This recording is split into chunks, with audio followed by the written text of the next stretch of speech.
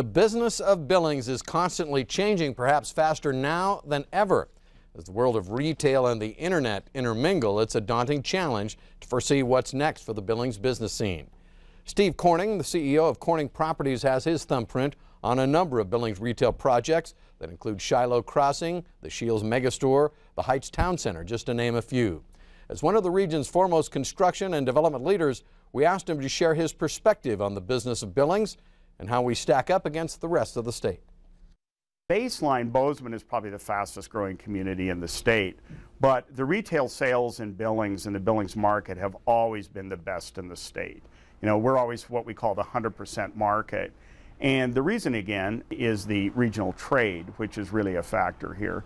But, you know, Bozeman, that market is, you know, even though it's growing very rapidly, is only about 100,000.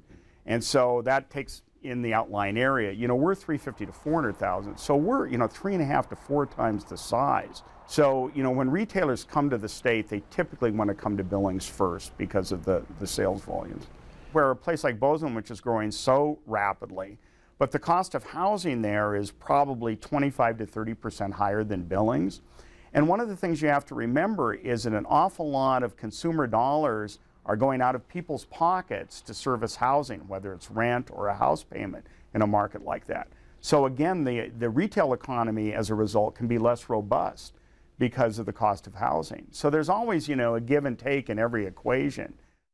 We invite you to join us tonight at 10 o'clock. Steve Corning will tell us how some of Billings' top retailers have learned to use the Amazon factor to their advantage.